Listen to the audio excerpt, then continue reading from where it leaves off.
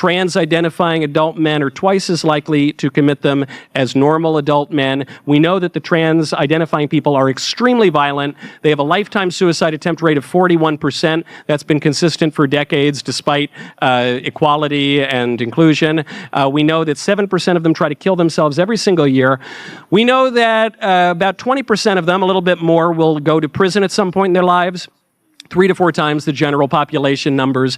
We know that the ones who are in prison are there largely for sexual crimes, 30%, including rape. So it's a big, big problem.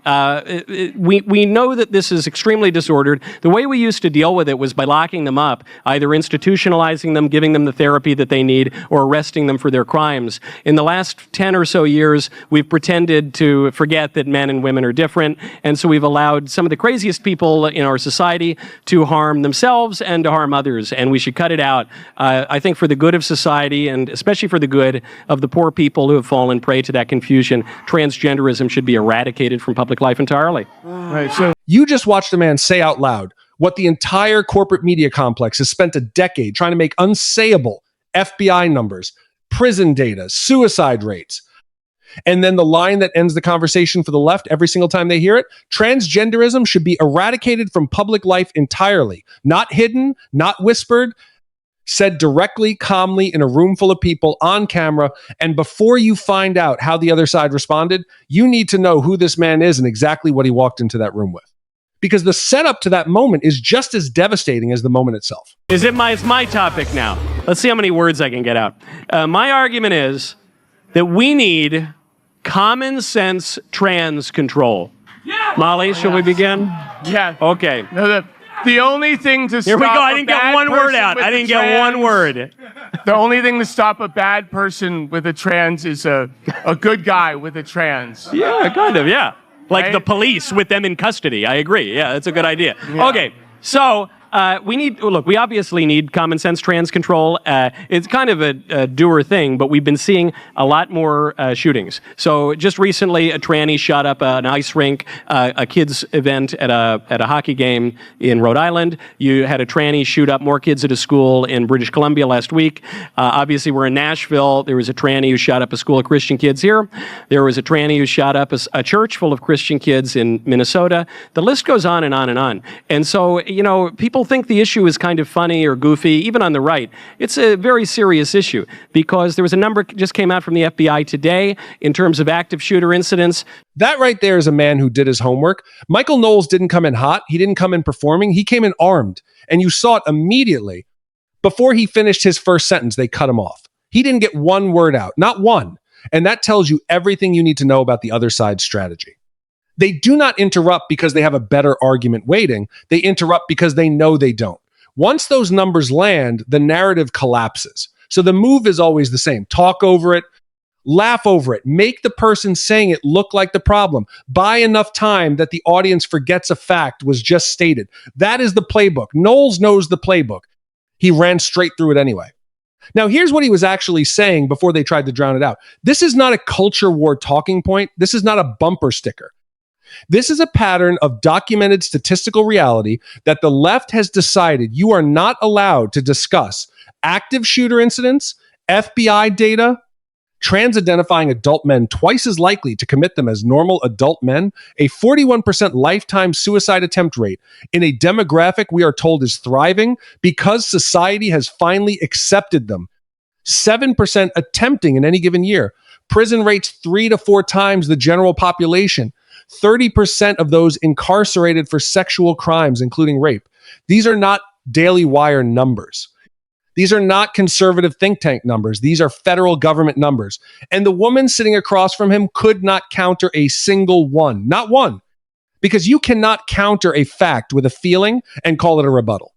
If you have been waiting for a channel that brings you this conversation every single week, without flinching, without apologizing, without pulling the punch at the last second, hit subscribe right now. Because this is not the last time they are going to try to shut this down. Are we going to ask? Can we Can we rebut now? Please. Yeah, okay, cool. Not yet. Hang on. So white men commit more shootings than any other demographic. That isn't true. That's true. Yeah, That isn't true. That is You're true. talking about No, but hang on. shooting? No, Now listen, what percentage? I let you ramble for the last 12 minutes. But I cited facts. What No, percentage? you cited what you decided was what fact. percentage? You cited what you What decided percentage was of fact. shootings do white men commit? I don't have that number prepared. Well, I do know the number. What's the number? So of mass shootings, Yep. black men commit 50 to 60% of them. White men commit about 20 to 25%. Any time someone's been shot by 3 or more people, it's a mass shooting, right? That's That what is, in fact, a mass shooting. Yep, Yeah. I got it. I heard that argument a long time. It's been recycled. That's the point you just made. So I just pointed out. You said it was white people, and I pointed out it's more it's likely not. to be a trans shooter, and it's not. You just debunked yourself. No, Number no, two, you didn't listen. When you talk about suicide rate, adult when you talk about men, suicide rate, that's the a trans are super twice as disingenuous likely. argument because you can't look at suicide rate as somebody's violent because they commit suicide. I think suicide's pretty violent. Oh, 22 veterans a day commit suicide. I know. I think that's violent and terrible. Yeah. Lock And that's up because the veterans. healthcare system doesn't take care of veterans, just like the healthcare system doesn't take care of trans-identifying individuals. When you demonize people and you don't help them out, and you say we lock them up, first of all, I know plenty of trans people. None of them have ever hurt me or hurt anybody I know. I hope they don't. I hope they don't. I hope they don't hurt themselves. Yes. But the statistics I hope they don't lie. either. I hope they don't either. But with people like you in society and healthcare professionals, They've tried to hurt me a couple times too, but luckily they have not Well, succeeded. but look, you demonize them. No, I just state Yeah. a fact that men and women are different. And I try to help them. Men and women can be different. They're different genders. Of course, they're different. Ask them the question now. You go ahead. Yeah. So this is the Daily Wire. So like, you're famous for the question, the what is a woman question. Yeah, that's one of the things. No, What- that's what more is- my what colleague. is a That's more woman? my colleague. That's Mr. Walsh. So let's What's a woman? do I it. think a woman is sugar, spice, and everything nice. Okay. That's my honest No, but answer. okay. That's my honest answer. So a caramel latte. Caramel latte. That's a little effeminate. That's yeah. just a drink, Michael. Yeah. Yeah. So No, so, but I- So you think it's on a spectrum then? No, I Okay, think that so what is a women woman? are at least their biology, but I think a woman is more than her biology. So some conservatives like to say that a woman is an adult female human being. I don't agree with that. I think Thank that's you. reductive and materialist. Yeah. I think a woman is at least a female human being, but I think a woman is more than that. That's why I say a woman, I think, is sugar, spice, and everything nice. I think it's. Did you catch that? She said white men commit more shootings than any other demographic, said it with complete confidence. No source, no number, no hesitation. Like it was settled science so obvious she didn't even need to prepare for it. And Knowles looked at her and said, that isn't true. Then he gave her the actual number. Black men commit 50 to 60% of mass shootings under the FBI's own definition. White men, 20 to 25%. She didn't have a counter. She said she didn't have the number prepared. She walked into a debate on gun violence and mass shootings, and she did not have the number prepared. Think about what that tells you. She didn't come to debate. She came to perform. She came with a conclusion already written and assumed nobody in that room would check her. That is the entire model. Assert, emote, accuse, hope nobody pulls the receipts. Knowles pulled the receipts. Then comes the suicide deflection. She says you cannot call someone violent because they commit suicide. That was her response to a 41% lifetime suicide attempt rate in a demographic we are being told is flourishing because of acceptance and inclusion. Knowles didn't flinch. He said, I think suicide is pretty violent. And he's right, not as a gotcha, as a statement of reality. If decades of equality and inclusion have not moved that number a single point, then the ideology is not working. The treatment is not working. And standing in front of that data and pretending otherwise while real people suffer is not compassion. It is negligence, political negligence with human lives as the currency. Then we get to the woman question. And this is where it gets interesting because she tries to set a trap and walks directly into her own contradiction. She says a woman is at least her biology, but more than her biology, she says gender and biology are slightly different things. And Knowles says, yeah, I agree. Suddenly they are not far apart at all. Except one of them is using that distinction to argue that a man can become a woman by declaring it, and the other is saying, no, that distinction does not license that conclusion. Biology is not a spectrum. The social experience of being female is not a door any man can walk through by announcing himself through it. And most Americans have always known that, which is exactly why the next moment in this video matters more than almost anything else said that night. That's why transvestigations are. The libs always do this. They say There's no libs always do this, The libs bro. always do this. You do it. We're It's such having a a non-issue. good conversation. Like, why are you guys obsessed Yeah, and with this is my trans good people? faith so much? observation. It's weird to me. Okay, so So the thing is, If you don't like trans people, don't be one.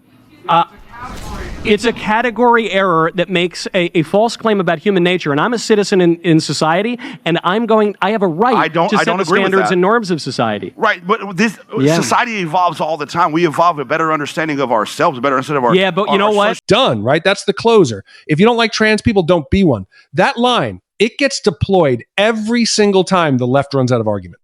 It sounds like a closer. It sounds tolerant. It sounds like the reasonable position, but it is not an argument. It is a conversation ender wearing the costume of open-mindedness. Because Knowles is not saying he dislikes anyone. He is saying he is a citizen of a society, and citizens of a society have a right to the standards and norms of that society. That is not a radical position. That is the most basic social contract argument in the history of political philosophy. You do not get to restructure the shared reality of an entire civilization and then tell everyone who pushes back they simply lack tolerance. That is not how societies work. That is not how rights work. And the people making that argument know it. That is precisely why they retreat to the slogan instead of defending the substance, because the substance cannot survive scrutiny. So the slogan is all they have left. Michael Knowles walked into that room with federal data, historical context, and a composed argument built on logic. The other side walked in with interruptions, misquoted statistics, a deflection on suicide, a failed trap on definitions, and a bumper sticker to close on. You watched the whole thing unfold in real time. You know who came prepared. You know who came to perform. And so do they. That is why they needed to interrupt before he finished his first sentence. Because a man with the facts on his side is the most dangerous person in any room they walk into. And they knew it the moment he opened his mouth.